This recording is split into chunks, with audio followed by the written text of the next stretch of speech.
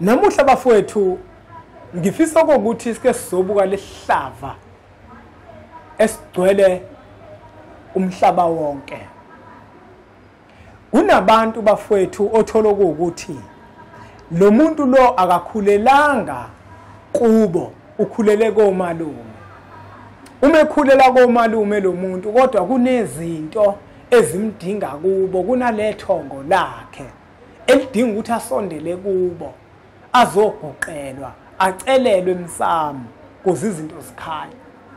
Omunye uthola ukuthi uhleli kubo kanti kunalethongo lakhe likomalume bakhe elidinga ukuthi asondele kulona, azoguqelwa, azocelelwa okuthile, kwesinye isikhathi azolipha lethongo okuthile ukuze liqhubeke njalo limandisele. Uzozwa ke inkinga la ivele isuke khona. Uma lo muntu kufanele ahambe aye kubo noma kufanele ahambe aye komalume, vele bathi uzothwebula idlozi, kusha abathakatha abakhulu. Kusha abathakatha abakhulu. Uyabona lo muntu ovele uthi umuntu umefuna ukuzokwenza into eyichaza lento umuntu eyichaza. Ngoba phela khona into umuntu ayichaza umuntu. Uthi cha, ngifisa nje ukuzopha isalukwazi esingenzela izinto ezinhle lekhaya, ngizokwenza isithebe. Uyabona uzosipha, ayikho enye into akazufika nanyanga, akazufika namuntu. Uzopha isalukwazi. Uzobezwa kabathakatha abakhulu. Bavele bathini, uzothwebula idlozi. Ingoba bona bayakwazi ukulithwebula, kade vele balithwebula ukuthi lisebenzele bona. Ingakho bezothi umuntu ozokwenza into enhle uzothwebula idlozi. Awukwazi phela ukuthi uzothi lo muntu uzokwenza into ongayazi wena. Bavinjelwana abantu emsamo. Yini umuntu athi ufuna ukuzokwenza into ethile wena wagoloza nomsamo? Yini lento oyibeka emsamo wena engafuni ukuthi kwenziwe izinto lekhaya? Owashayela imithetho wena ukuthi la emsamo akufuneki kusondele noma ubani azokwenza into enhle. Uyagoloza wena.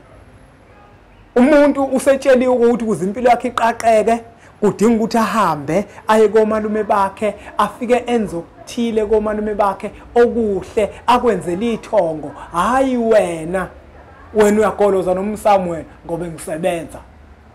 Ingakho into zakho zingalungi nje, zingeke futhi zilunge ngoba inhliziyo yakhe ibophile. Makufanele abantu basondele la emsamo, wena ubikhona wena. Uthi bazontshontsha idlozi. Lintshontshwa kanjani idlozi? Noma uqonda ukusitshela ukuthi wena walithwebula idlozi. Yenziwe lani leyo nto? Awuthi ke ngikwembula inkungu wena umuntu onjalo. Uyabona uma ukhethiwe ukuthi ishisa impepho, fanele wazi ukuthi uyistebhiso kuzonyathelwa kuwena ukuze kukhushukelwe phezulu.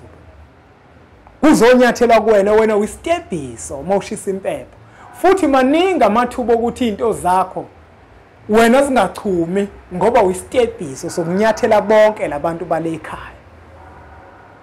Ingakho futhi umuntu oshisa impepho kufanele kube umuntu onenhliziyo ekhululekile, ongenawo umona, ongenayo indaba nokuthi abanye abantu lekhaya bayaphumelela noma benza njani.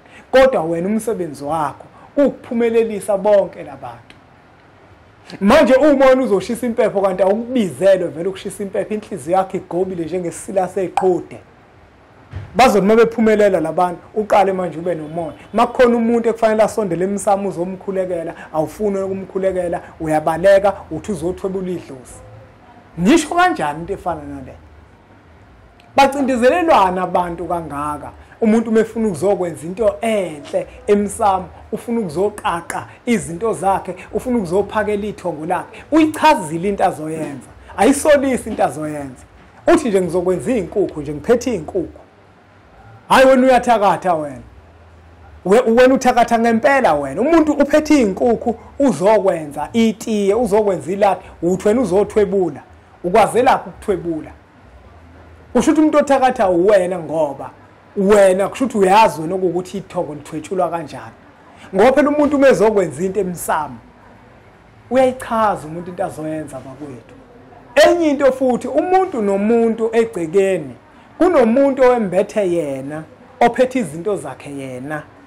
Akusizi wena ukugoloza ungimenzela lowo muntu leyo nto, ngoba noma ungagoloza akusho ukuthi le nhlanhla nazo zizoza kuwena.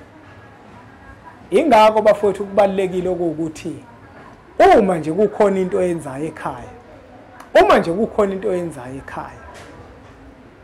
lo muntu okhuluma empepheni akakunikeze ithuba, ngoba enhlizweni yakhe awazi wena ukuthi kukhonani.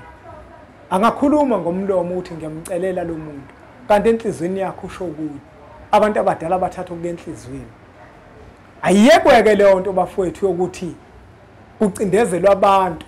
Umuntu sekufuna yekubo manje abafowabo bambalekele bathi awusefuna ukuzontshontsha idlozi. Lintshontshwa kanjani kanti idlozi?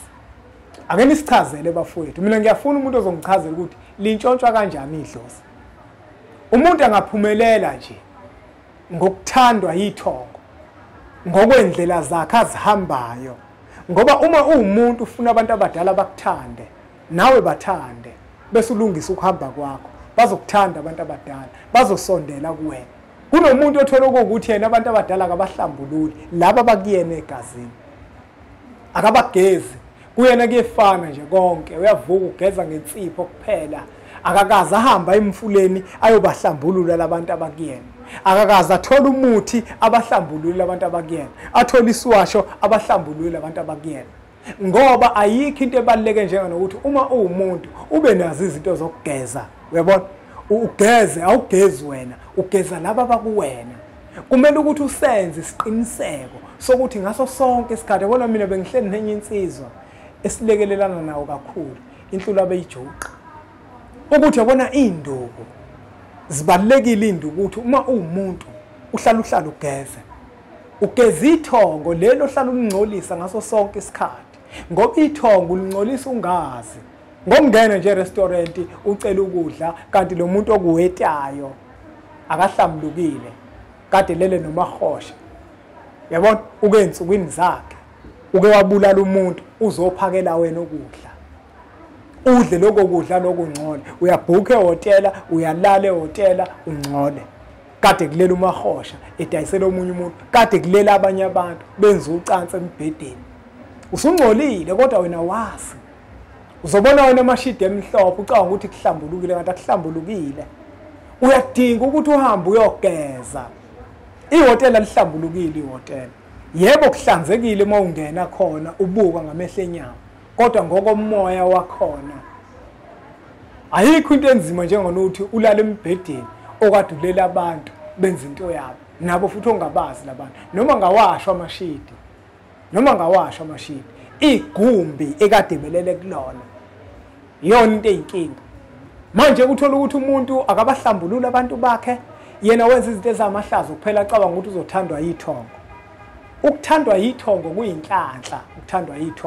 Ithongo lingazithandela ingane ezalwa intombazane leyikhaya eyaxoshwa naleyo ntombazane izele lengane. Lithande yona ithongo, lithande yona ngaphezulu kwenu nina baleyikhaya, ngoba ithongo lithanda umuntu elimthandayo lona, elizikhethele lona yena. Yingakho kubalekile ukuthi uma uyindoda kwenzeka ingane yakho yenza iphutha, ungayixoshi ingane, ngoba ingane angiyona yakho. Fanele uvume nje ukuthi cha ngihlulekile ukuyigada lengane, hayi ukuthi uyixoshe, ngoba ithongo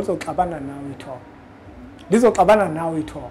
Kubalekile ke bafowethu ukuthi abantu bangacindezelwa uma kukhona izinto abafisa ukuzozenza emsamo. Mulalela umuntu uyizwe nawe into azoyenza ukuthi ayihlambulukile lento. Awuyitiye nje inkukhu ezibili ezizohlatshwa emsamo ezochaza yonke into umuntu senemcindeza nithi uzothwebula idlozi. Lithwetshulwa kanjani kanti idlozi? Abakhunkuli inini enikhohlakele enathwebula idlozi. Semicabanga ukuthi wonke umuntu uzothwebula idlozi. Hayi angawageqa amagula ngoba ngemuva simpunga yesintu siyatholakala emphelandaba. Mawufisa sikululeke sikuchushise ngezinye zezinto ezithinta isintu sethu. La sikhona West Walk e4th floor office number 420. Incwadi zethu nazo zitholakala khona mawuseduze. Uma kukuthi siyakwazi ukuthumelela zona ngoPep, uRamex, uPostnet njalo njalo. Bakwazi ukuthi bakulethele la ukhona. uyahamba kuye lapha ku website yethu www.impungayesintu.co.za ulifake iorder. Ngikubekile ukuthi ke ngokwentengo zimalini na ku website yethu uzoyibona futhi intengo yazo. Kodwa uma uzithenga zonke uyashayela kuzona inombolo lezi sizenze inhlelo zokuthi sikwephulele sithi khala sikwephulele. Neyogathi yamadoda njalo iyakwazi ukuthi itholakala iyogathi siyithumela ngoPostnet ke yona. Njengamanje besisahlela noCourier Guy kunemicibisho lwanyana eminingi abanayo. Kodwa makulunga sizokwazi ukuthi simtshele moyifuna iyogathi kufuna uqala ufuna uPostnet kuqala ukuthi ukhona yini ngoba sikwazi ukuthumela ngophepha. Uphepha into eyamanzi abayivumi. Ziningi imbiza zabantu ezahamba zajika endleleni bangazithola abantu ngesizathu ukuthi basuke bezwe ukuthi imbiza le into eyamanzi ngoba uma bezithatha lezi zinto bavele bajikijele nje bathi zizochitheka igcina ingasafiki kuwena. Uma kufuna iyogathi yamadoda 550 ikhombo sekuhlangene nokukuthumelela. Bheka ukuthi ukhona noPostnet okeduze khona sizokwazi ukuthumelela kuona. Incwadi siyazihambisa ngoPep, siyazihambisa ngoAramex, siyazihambisa ngoPostnet. Asiqhubeke njalo ke subscribe ku channel yethu enkulu Impunga Yesintu TV. Siqhubeke nokuthatha umfanekiso oqoshe usudlulisele kwabanye abantu ngoba nakubona uzoba usizo olukhulu. Bese sithi nje impunga.